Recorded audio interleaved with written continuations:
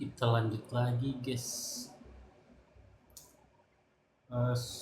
Sebelumnya, sebelumnya kita kan udah di sesi pertama kita nyari tahu tentang eh, seorang pemula yang pengen berkarir di dunia programming gitu, khususnya mobile. Gitu.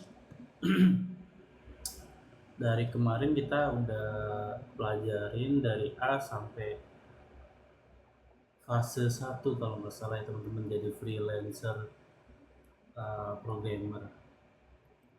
Itu kemarin fase satu itu penguncian niche and over. Kita tahu uh, orang itu butuh sesuatu dari mobile aplikasi untuk bisnisnya ya, sehingga ya bikin aplikasi solusinya. Kemudian kita mulai dari Flutter developer untuk menjadi mobile developer expert nantinya. Nah, kita lanjut nih ke pembahasan berikutnya, itu fase 2, itu case study buatan. Even kita belajar bikin proyek kecil mobile aplikasi, meskipun kita lakuin dengan fiktif, tapi nggak apa-apa teman-teman, karena ini namanya belajar gitu ya. Kita lanjut aja.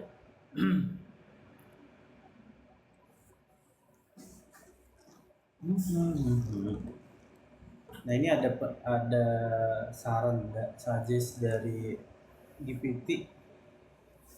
Kalau kita jadi mobile programmer untuk khususnya freelance, itu sebisa mungkin mengerjakan proyek berbasiskan problem nyata, bukan UI yang cantik. Jadi kalau ada yang punya passion dan teman-teman punya harapan lebih supaya gue bisa berhasil jadi mobile developer, bisa bikin UI yang cantik, itu kesampingkan dulu, karena kenyataannya dunia freelance itu justru uh, menempatkan itu sebagai secondary point gitu ya.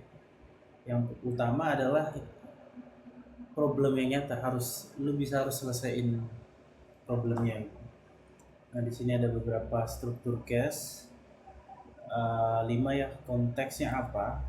Misal bisnisnya jelas logistik, sering crash di lapangan, berarti problem yang nyata ada ANR ya, kemungkinan nol. Kemudian offline sinkron gagal, kemungkinan ada kendala jaringan gitu. Diagnosanya bisa kita cek adakah thread blocking pada kode, kemudian bad life cycle handler. Ini detail kecil yang kadang kita nggak ngeh gitu ya, apalagi yang masih belajar kayak kita. Kemudian kita kasih solusi, ada dua, yaitu refactor coroutine untuk thread tadi, kemudian caching strategy ini untuk mengatasi sinkronisasi kemungkinan gagal gitu ya. Outcome-nya adalah crash bisa 70%. Dari problem yang nyata, solusi yang nyata adalah crash turun hingga 70%. Sinkronisasi sukses, tidak perlu angka palsu tapi lebih harus nyata. Oke, dari fase 2 ini kita uh, nanti kita bakal bikin, aku udah ada idenya bakal pakai case tadi apa gitu. Buat teman-teman yang tertarik bantu gua open banget. Kita kolaborasi, mungkin dari teman-teman ada yang lagi belajar juga terkait gimana sih software development itu memproduksikan hasilnya. Yang jelas ada tim di situ ya. Saat ini kan gua lagi belajar mobile programmingnya di channel Coding School ini, tapi sometimes gue harus ngedesain gitu. Jadi kalau teman-teman ada yang pinter atau seneng belajar desain, gue kasih open room buat teman-teman join di live gue. Atau justru nanti ada misal kita mau simulasikan seperti dunia kerja nyata. Ini konteksnya belajar ya.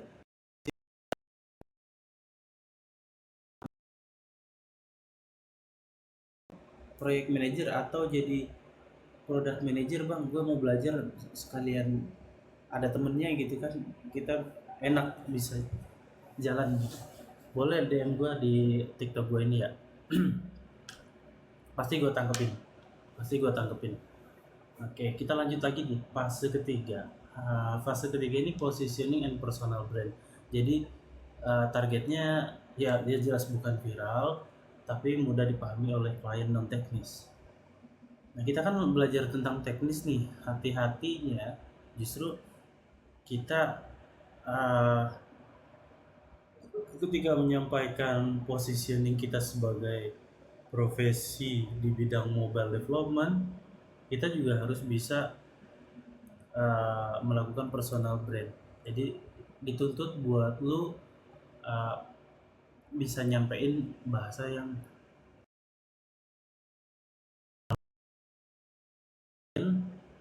mudah berkomunikasi dan bahkan tertarik gitu sama lu gitu. Dan ujungnya kita bakal di hire untuk merealisasikan proyek si klien tadi. Nah, ini contohnya kita tuh bisa pakai media seperti website, landing page, atau profil yang menjawab siapa gua, masalah gua apa, kenapa kamu harus ada di situ, kemudian apa sih yang lu hasilin gitu. Nah, gua udah kemarin bikin bikin pakai Figma ya teman-teman. Mungkin kalau mau lihat bisa di GitHub gua. Nah, ini dia. Gua coba nge-expose diri gua di GitHub page ya. Ini gratis ya. Jadi nggak perlu teman-teman beli domain atau bayar hosting untuk uh, teman-teman bikin landing page yang isinya tentang teman-teman. Dan bahkan gua bukan web developer ya, jadi nggak tahu apa-apa tentang ngoding. Cuma pas gue lagi belajar Figma itu ada tools namanya Figma make itu make gitu. Itu AI buat generate aplikasi web gitu. Dan promptnya lu susun sendiri supaya sesuai sama ekspektasi lu gitu ya. Nah, di sini gue ngejelasin tentang diri gue, personal branding gue ada di Coding School channel yang teman-teman lagi join. Di sini ada lihat portofolio, view portofolio. Jujur gue belum ada portofolio ya, tapi gue udah sediain di GitHub page gue. Gue sedikit ngejelasin tentang diri gue, kemudian yes, ini kemampuan gue, kemudian gue bisa ngasih beberapa portofolio project. Ini juga gue belum ada proyeknya, tapi ini next yang bakal kita bangun di channel ini bareng-bareng gitu. Dari yang gampang dulu mungkin kayak food delivery app gitu, atau crypto wallet. Oke, itu nanti next di live TikTok gua berikutnya. Nah, pengalaman kerja, gua kerja di mana aja gitu kan. Ya masukin aja lah semua tentang diri lu supaya klien lu yang coba baca diri lu itu oke gitu. Nah, ini juga ada section tentang video, tapi gue belum ada video. Rencana sih gue bakal ngambil beberapa capture dari live uh, TikTok gue untuk gue taruh di sini. Ya nanti gue isi satu-satu. Ada tombol begini, ya itu dia yang dimaksud dari fase 3 membuat landing page. Nah, nanti ada apa namanya itu fase keempat, yaitu akuisisi klien. Nah, ini caranya kita yang jemput bola, teman-teman. Kalau tadi kita udah siap jaring, siap jala buat klien yang siapa tahu nyangkut gitu ya ke kita. Kalau ini kita jemput bola, bisa dengan cara kita reach out di platform LinkedIn gitu ya. Teman-teman yang belum connect sama gua di LinkedIn boleh banget, ayo kita connect biar ya nambah koneksi. Itu di LinkedIn itu sebuah value besar. Inti utamanya LinkedIn kan sebenarnya itu ya teman-teman, banyakin koneksi yang punya value besar. Nah, ini dengan gua cari aja Rois Khairon gitu ya, nanti ada tentang diri gua. Bla bla bla, balik lagi ke sini. Ada Upwork. Nah, Upwork ini kayak platform berbasis web app yang kita bisa nyari tenaga kerja ataupun kita nyari proyek untuk kita bisa kerja di situ. Ya freelance bisa nyari proyek yang lagi butuh tenaga di Upwork. Upwork ini juga platform terbesar ya teman-teman. Jadi skalanya itu udah internasional. Jadi bisa aja teman-teman dapat proyekan di sini gajinya luar negeri gitu. Apa rate freelance teman-teman bisa dihargain internasional. Kalau nggak salah sih 160 per hour ya, 110 USD per hour gitu. Nah, ini bidang-bidangnya juga banyak nih. Bidang kita di sini ya nanti. Tapi tidak menutup kemungkinan kita juga bisa eksplorasi di UX and UI design gitu. Atau bahkan web development kayak sometimes gue bakal bikin sesi tersendiri untuk coding school, belajar bareng jadi web developer gitu. Dari front end, back end gitu. Atau WordPress yang lebih simple, lebih cepat gitu, mudah untuk dipelajari, easy to use juga. Oke, ini kan sekilas tentang Upwork ya teman-teman. Ini kalau kita lihat project-projectannya itu 40 hour, 40 dolar per hour. Ini rata-rata harga yang mereka pasang gitu.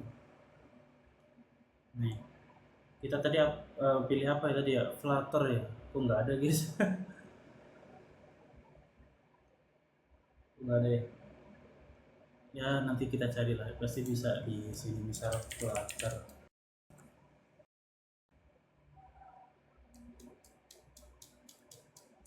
Gimana teman-teman, ada yang tertarik nggak belajar lanjut lagi bareng Coding School?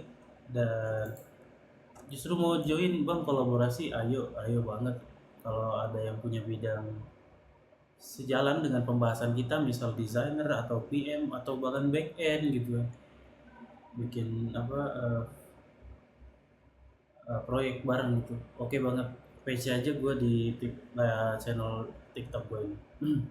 Ini ada contohnya untuk Flutter developer ya, 6.000 8 dolar per hour, 20 dolar per hour. Pakistan, Nepal, mahal-mahal Pakistan orangnya guys. Tapi ini top top talent nih guys. Jadi wajar lah ya. Ada yang dari Indonesia nih, Victoria, ini juga masuk top talent 15 hour. Kan sih, India, Pakistan. Wah, oke.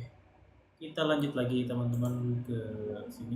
Sebenarnya masih banyak opsi apa platform yang bisa kita manfaatin untuk jemput bola ya.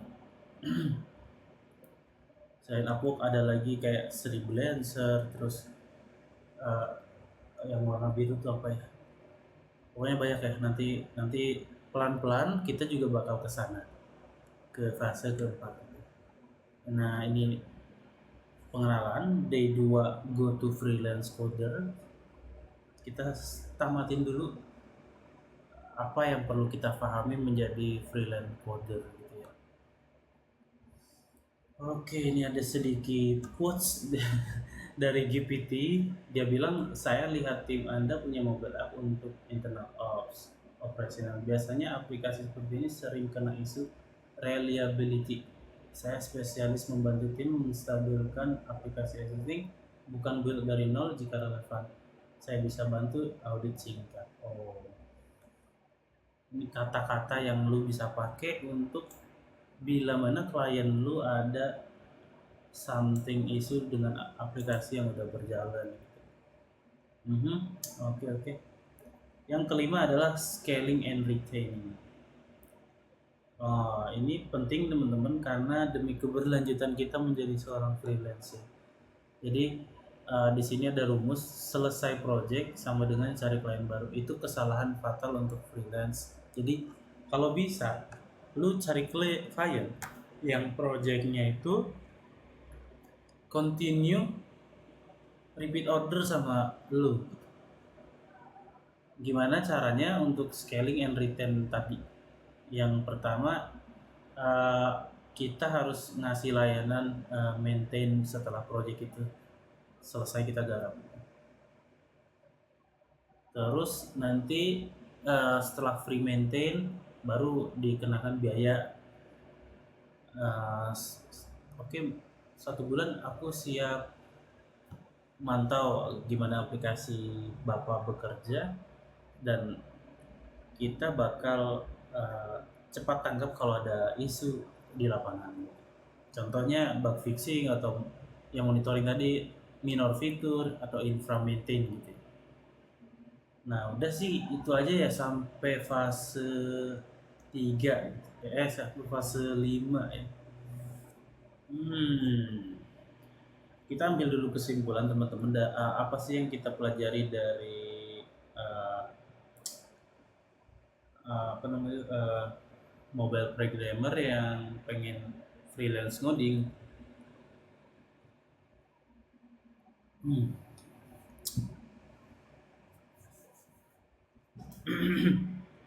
Meskipun ini bidang yang terlalu generik gitu, saya rasa masih ada peluang buat gua dan teman-teman nyari keberhasilan sebagai freelance gitu. Apalagi kita mulai dari belajar ya. Karena realita pasar tidak memungkiri semua orang tuh pakai handphone, bahkan ada yang pakai untuk produktivitas gitu. Contohnya aplikasi SOP di perusahaan atau di bisnis-bisnis uh, yang ada gitu ya. Yang penting kita tahu niche dari bisnis A itu pasti membutuhkan mobile app. Nah kita harus cari tahu bisnis apa sih yang perlu. Contohnya menurut gua sih yang lagi wow itu proyek pertambangan ya. Teman-teman mungkin yang sering lihat di luar negeri itu ada pertambangan yang drivernya tuh supir alat berat tuh, kendaraan alat berat tuh justru mereka nggak ada di kursi kendaraan truk beratnya itu enggak, tapi dia remote di kantor, ruangan ber AC, jadi kayak cuma nyetir pakai controller wireless gitu. Itu disebut IoT gitu kan. Nah bisa aja justru dari analog controller yang IoT pindah dari embedded system tadi pindah ke aplikasi mobile gitu kan, pakai tablet gitu tinggal arah-arahin gitu kan, enak gitu, bisa di rumah bahkan kerjanya. Dan masih banyak bidang lainnya sebenarnya apa niche mobile diperlukan dalam bisnis. Kemudian apalagi ya terkait strategi gimana jadi freelancer, kita harus bisa selain nyari klien kita juga harus bisa mempertahankan klien dengan pelayanan yang bagus supaya scaling and retain kita tetap continue. Dan jangan lupa basicnya adalah kita bisa tebar jala atau jemput bola gitu ya. Itu harus dilakuin karena freelance juga banyak pesaingnya gitu. Dan kita melakukan semua itu sendiri gitu. Mending kalau ada tim gitu.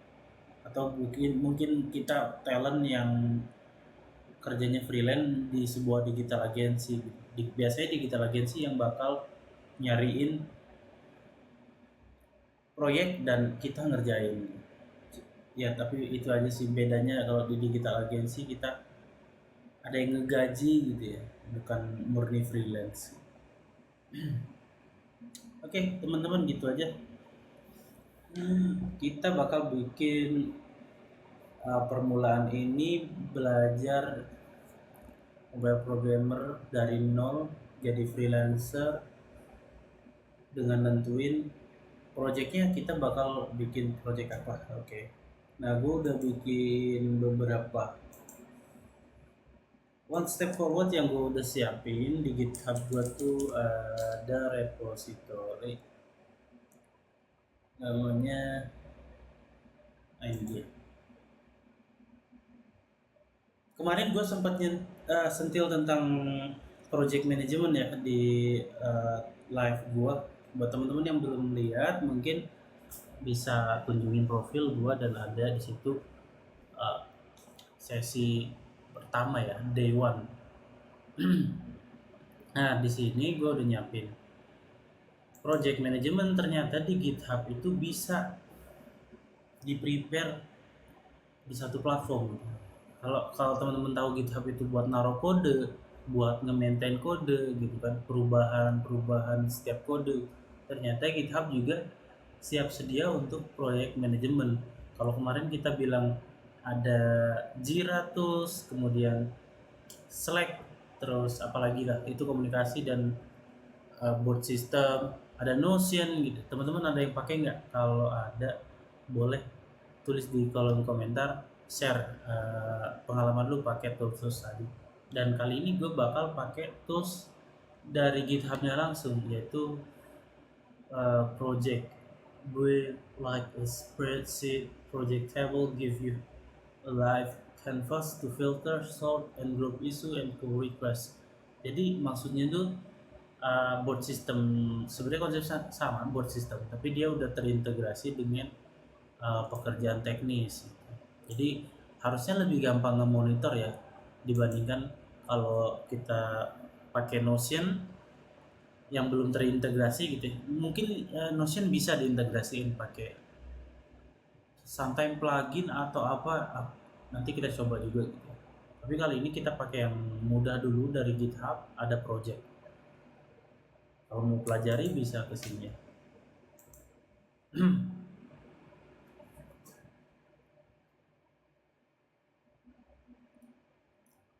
Hmm.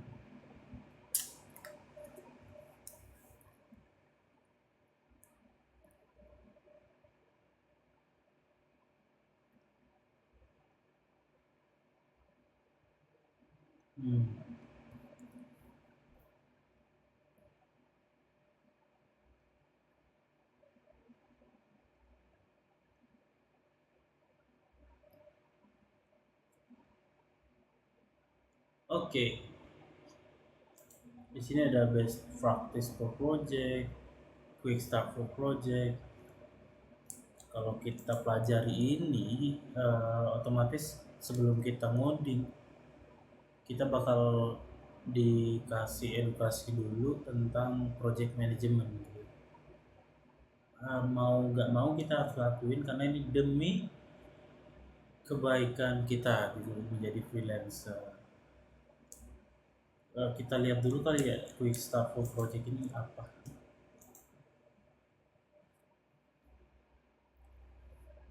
And this guide demonstrates how to use a project to plan and track working.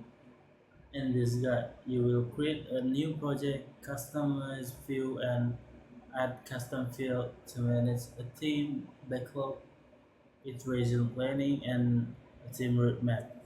Communication, priority, and progress with your collaborator.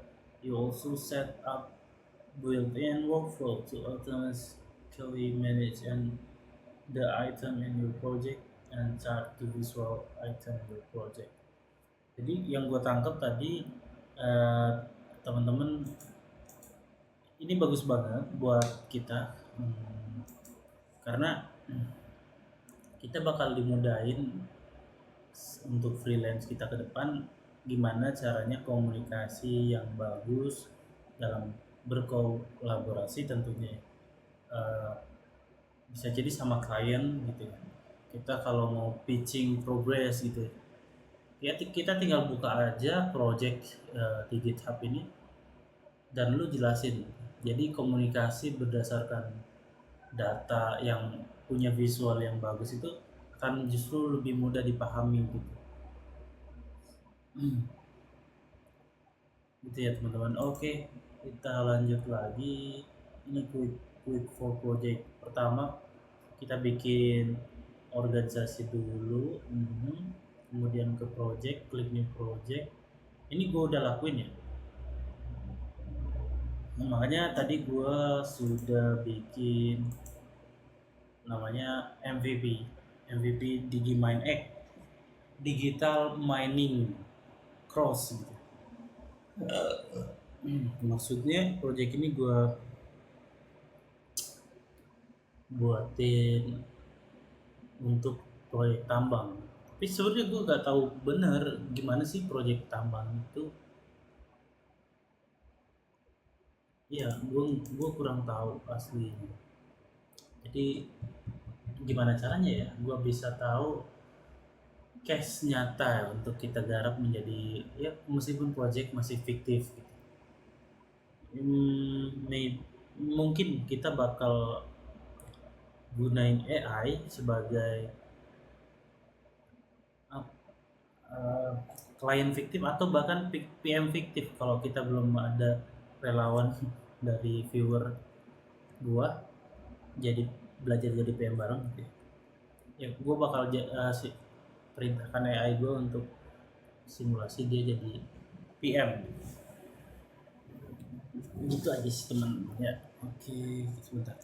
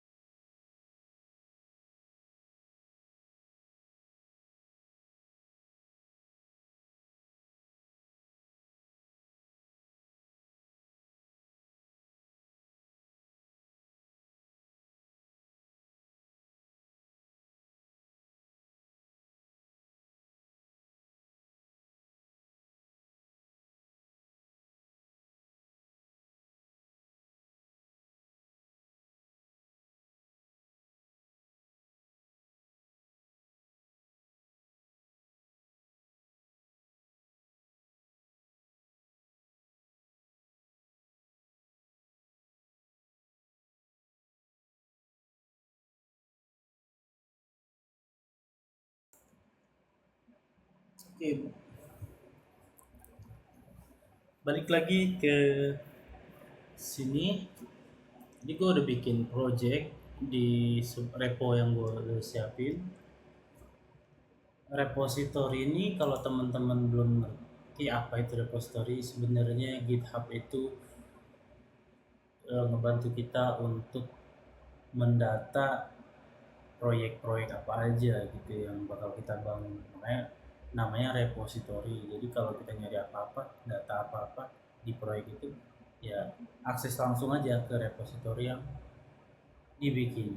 Caranya kan gampang banget, tinggal new repository, kemudian nanti bakal ngisi nama repositorinya. Misal next aku ada ide lagi sebenarnya untuk proyek belajar kita mobile programmer.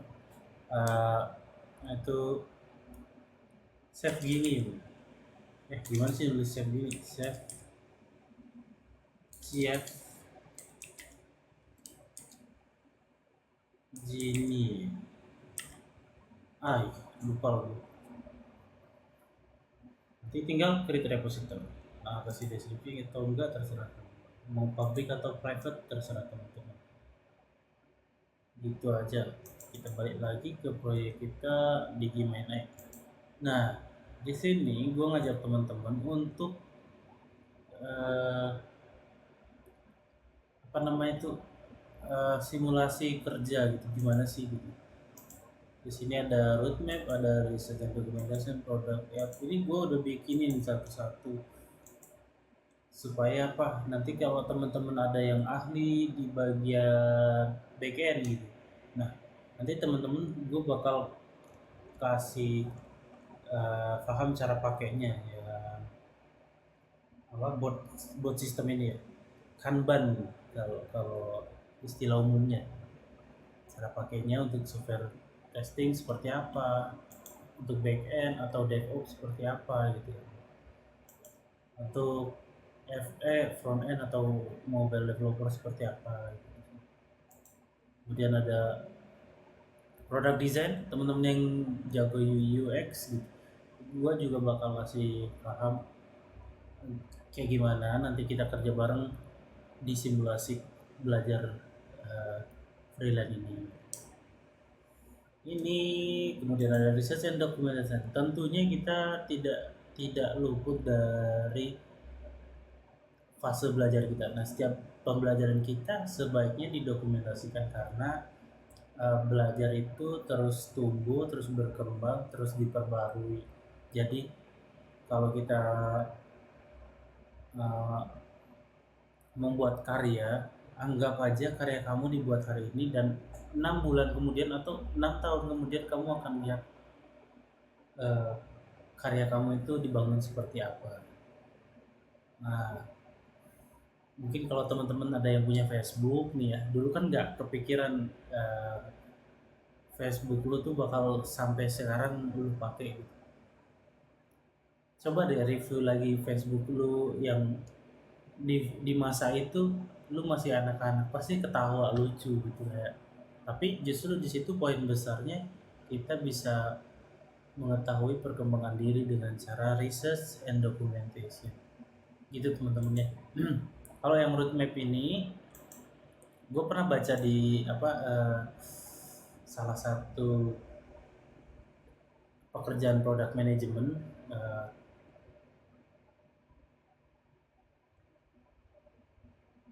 yang salah satunya tuh product manager tuh harus bisa nentuin roadmap produknya bakal kayak gimana.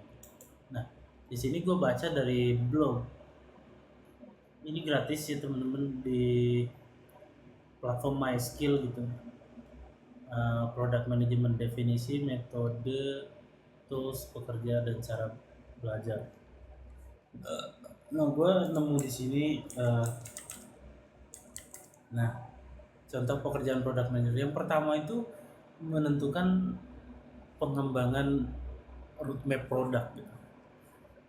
Contohnya mereka dapat menyusun roadmap fitur baru untuk meningkatkan pengalaman pengguna. Jadi isinya tuh fitur request gitu ya. Kayak kayak klien kalau minta sesuatu kan biasanya Mas tolong hadirkan fitur login gitu.